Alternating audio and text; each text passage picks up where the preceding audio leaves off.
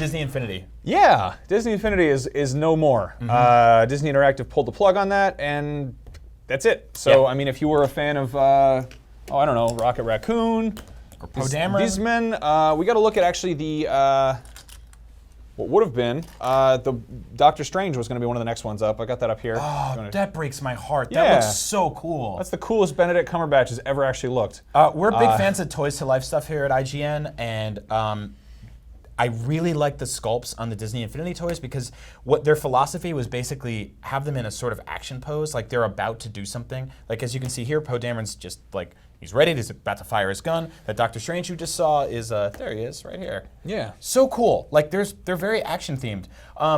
So we kind of thought this meant the beginning of the end for the Toys to Life franchise, but then E3 happened. We actually got a ton of really cool, like really awesome new news about it. Yeah, for starters, I think that LEGO Dimensions, which launched last year with, I mean, they had like Ghostbusters and Wizard of Oz and a handful of kind of goofy things. Batman. They basically rolled out, I think they had like 13 different franchises they're pulling from. I got a couple of them here.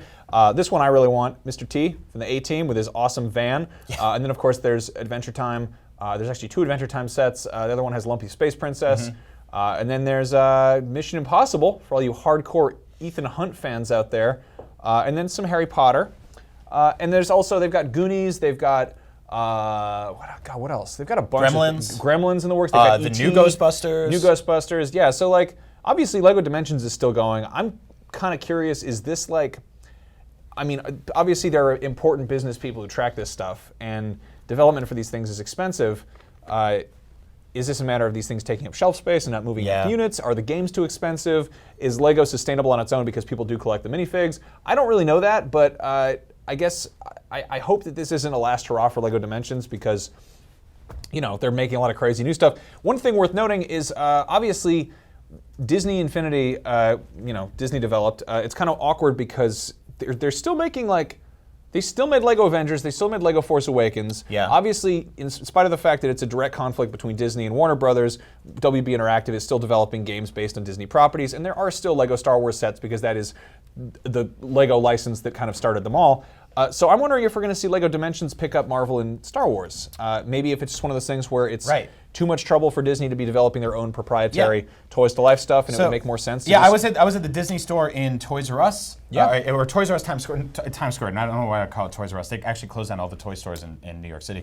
But they sell these blind bags now of Disney minifigs, and they're Disney Lego, and it was really cool because I walked up and I was like, I really hope I get the alien from Toy Story, and I did. And there's a whole weird like movement of people who just stand around feeling the bags to see if they can feel like, is that a little crown? Is that Buzz Lightyear? They call them the bag squeezers. Bag touchers. Yeah, real weirdos. So I guess this kind of begs the question, you know, if they're making Lego Disney right now, and Lego's making a bunch of minifigs for their games, then maybe they can pull the Disney stuff in and have this sort of synergy. So we could get Lego Star Wars in Lego Dimensions. Like, I don't know, a lot of opportunities. If that means we're going to get like Lego Dimensions, a Goofy movie, like I'm all over that. I feel like it's one of those things where maybe it wouldn't be worth it to do, you know, a full-blown like, oh, we made a Rescuers Down Under Disney Infinity figure. It'd probably be waiting around a while for that. But, you know, if they're like, we already have a mouse head, just make Miss Bianca, throw it in there. Make that scary man with a knife.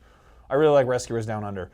That being said, Toys to Life isn't just LEGO Dimensions and Disney Infinity. There is, of course, the one that started it all, which is Skylanders. We got a big, cool announcement that Crash Bandicoot is crashing the Skylanders universe and joining his old pal Spyro. Had kind of an awkward moment at E3 when we had the Activision guys in our booth, and they were sitting there, and it's always weird when Toys to Life people show up because the PR people will kind of come in with like either they've got like this fishing tackle box, which they use for Disney Infinity stuff, or LEGO Dimensions. But then for the larger ones, they'll kind of come in just holding them all, like that meme of the guy with all the limes.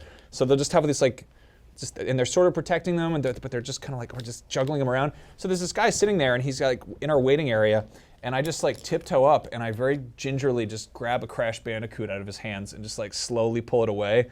And then like this man and 2 PR people just stare at me like, what are you doing? But anyway, Crash Bandicoot is a Skylander. You had a lot of subtlety with that, by the way, because I walked right up and said, ooh, can I hold it? And then put it in my hand, took a picture of it, and got 1,000 retweets in like an hour. So like Skylanders it's a solid series. Like they make good stuff. I've never been really crazy about the art direction, but the fact that they've got Crash Bandicoot in here and they've got incredible amount of customization, that's kind of a selling point for me. The guy was telling me that he made Teddy Roosevelt. Like they've got an internal thread at Toys for Bob where they're just like, check out what I made, and I'm sure there's probably some borderline illegal things in there, but I think we can have a lot of fun with that. I'm dying to get our hands on it because I know that we're gonna mess it up. And then finally, other than Toys to Life, your big thing is the Amiibo. Yeah. They're obviously not slowing down anytime soon because we've got a bunch of Zelda ones. Yeah, and these are cool. They're actually more detailed than ever, and they're the one in the middle is articulated, so you can actually move his like weird little tentacle hands around. And there's gonna be a ton of Amiibo support for Breath of the Wild. If you play Twilight Princess HD right now, and you have the Wolf Amiibo, you can scan him in for that weird chamber you have to fight.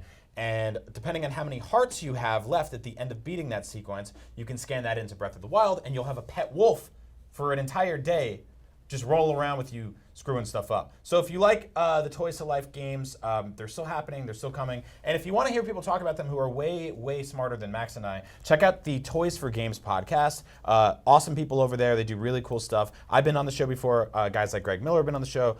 Max, we'll have to get you on. Yeah, I keep flaking on those guys. Sorry. So yeah, check out Toys for Games. They're still making them. Even if Disney Infinity is dead, toys are still happening, and I'm very excited about that. I love it because Lego Dimensions is finally getting me like Goonies Lego. Yeah. I'm probably not going to get a full pirate ship set or Mama Fratelli's cool ass ATV ORV, but like but it'll happen with a tiny little baby Ruth, hopefully.